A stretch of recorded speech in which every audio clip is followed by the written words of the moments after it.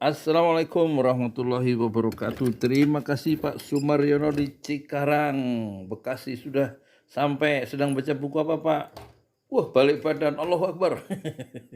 Enak Pak. Ya moga-moga bisa menginspirasi buat yang lainnya ya. Allahu Akbar. Wah, gagah. Terima kasih. Assalamualaikum warahmatullahi wabarakatuh. Itu buku apa Pak? Kayaknya judulnya Tuhan Tidak Diam ya. Assalamualaikum warahmatullahi wabarakatuh.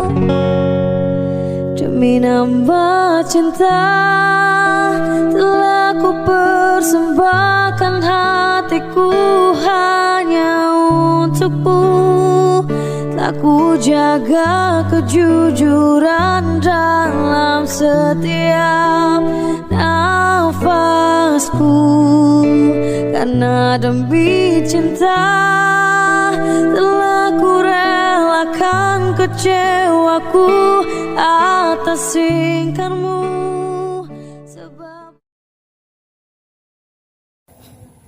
Assalamualaikum warahmatullahi wabarakatuh. Saya Yudi Pramuko, tukang donat dari Parung, YouTuber tertua di semesta. Alhamdulillah. Wassalatu wassalamu ala rasulillah. Pertemanan di dunia ini akan jadi permusuhan di akhirat, kecuali pertemanan itu berbasiskan, berlandaskan nilai-nilai ketakwaan.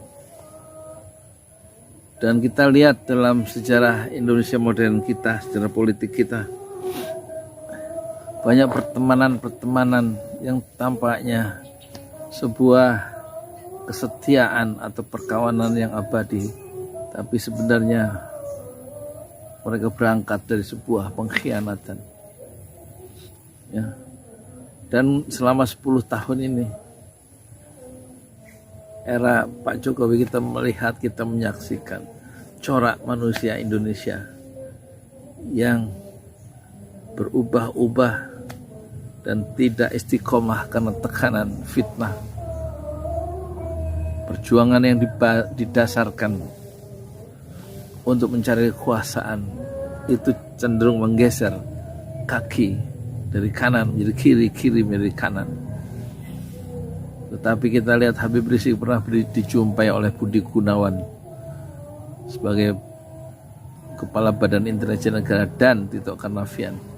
Waktu Habib Rizik itu masih diisolasi secara politik selama 3 tahun 7 bulan, kata Habib Rizik, mereka ditemui oleh 2 orang itu di hotel di Riyadh kalau tidak salah. Tapi tampaknya negosiasi buntu dan kita tidak tahu isinya. Tapi tampaknya Habib Rizik berpegang teguh pada prinsip-prinsipnya yang tidak bisa ditawar, sementara Budi Gunawan dan Tito Karnavian yang menjadi orang penting di negeri ini juga tidak bisa ditawar berbasiskan kekuasaan, sementara Habib Rizik prinsipnya tidak bisa ditawar berbasiskan kebenaran, kejujuran, dan keadilan.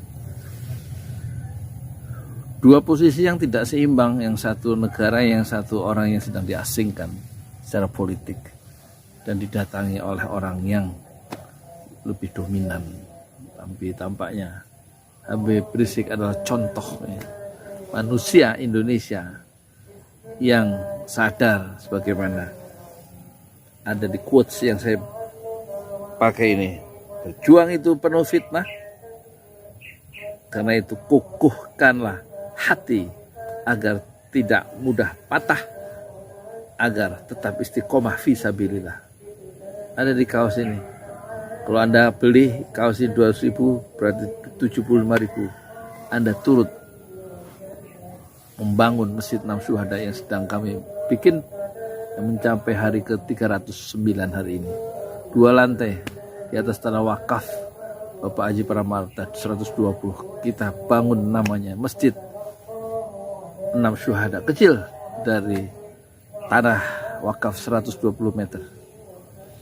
Karena saya terkesan dengan perjuangan anak-anak muda yang mengawal prinsip-prinsip keistiqomahan, kejujuran yang dibawa oleh gurunya, dan dalam perjalanan itu, perjalanan dakwah yang legal itu, di kilometer 50 mereka dibunuh oleh orang-orang jahat dengan 16 pelor, 16 peluru menembus 6 anak muda yang menjadi syuhada itu. Sekalian saya jualan kaos untuk membangun masjid itu yang akan kita abadikan sebagai monumen, bukan monumen satu kenangan sejarah dakwah yang sangat penting. Masjid 6 syuhada terletak di Tajur, RT 6 RW 4, Kampung Tajur, Desa Pemagarsari, Kecamatan Parung, Bogor. Saya ada di RT 6, Masjid 6 syuhada. Ada di sini RT berapa ini? RT 2 RW 4, di sana Masjid Syuhada letaknya 10 menit jalan kaki dari sini. RT 6 RW 4, 1 RW. Ini contoh manusia yang akan dicatat sebagai pahlawan, sebagai pejuang yang istiqomah fisabilillah. Tetapi sejarah sebagaimana Rocky Gerung mengatakan, bukan hanya mengenang para pahlawan, tapi juga mencatat kiprah dan manuver para pengkhianat. Kita lihat setidak-tidaknya kalau mau mengatakan dengan bahasa yang lebih halus, kita melakukan eufemisme, pelembutan kata, bukan pengkhianat, tapi orang yang posisi politiknya berubah karena tekanan kekuasaan. Contoh, dulu gubernur NTB oposisi terhadap pemerintah, tapi ketika pemerintah mengungkit dugaan gratifikasi dalam kasus PT Newmont, kemudian tiba-tiba dia berbalik menjadi pendukung Jokowi. Begitu juga Zulkifli Mansyah, gubernur NTB, ya. Kalau yang tadi Tengku Bajang yang didukung umat Islam dari Partai Bulan Bintang. Dan sekarang kita lihat Hari Tanusudibyo yang tadinya itu oposisi terhadap Jokowi, kemudian setelah kasusnya coba diangkat di Kejaksaan Agung, dia kemudian menjadi pendukung pemerintah. Dan kita lihat orang yang satu tipe itu berkumpul. Hari Tanu mendirikan partai Partindo, dan sekarang partai Partindo itu ketua umumnya bukan Hari Tanu, tetapi Tengku Bajang. Asosiasi kita terhadap PT Newmont, jadi berkumpul satu tipe. Dan challenger yang terbesar dalam sejarah pemilu Indonesia adalah Prabowo melawan petahana yaitu Jokowi. Umat Islam mendukung Prabowo, mendukung ijtima ulama termasuk Habib Rizik Syihab, mengerahkan taktik strategi doa-doanya untuk kemenangan Prabowo, sehingga hashtag ganti presiden itu menjadi kenyataan. Tapi gerakan hashtag itu dibasmi oleh pemerintah, dan Prabowo kemudian kalah dengan segala macam ceritanya. Berdua dengan Sandiaga Uno, didukung, disokong oleh umat Islam untuk menggulingkan petahana.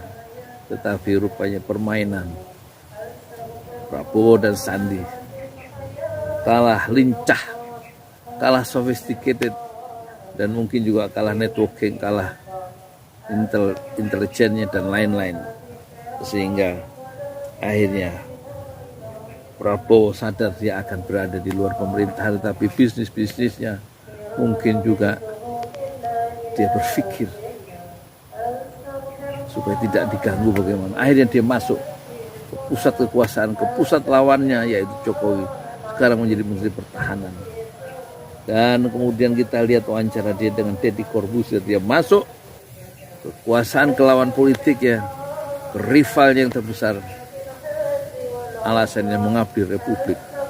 Kalau menurut saya tidak mengabdi Republik, mengabdi negeri kan bisa di luar pemerintahan. Jangan diserahkan negeri ini hanya kepada orang-orang yang berkuasa. Ya, yang hanya beberapa puluh orang itu, mungkin beberapa puluh ribu, untuk mengurusi 273 juta. Dan harus ada orang di luar pemerintahan sama mulianya dan sama hebatnya, sama besar jasanya mengabdi Republik. Tapi alasan satu-satunya Prabowo adalah tujuannya adalah mengabdi, berbakti kepada nusa bangsa. Ya tentu kepentingan bisnis itulah yang mendorong. Mungkin ada kasus-kasus yang kita tidak tahu sehingga Prabowo merasa harus lebih safe sebagai player kalau dia masuk ke pusat kekuasaan.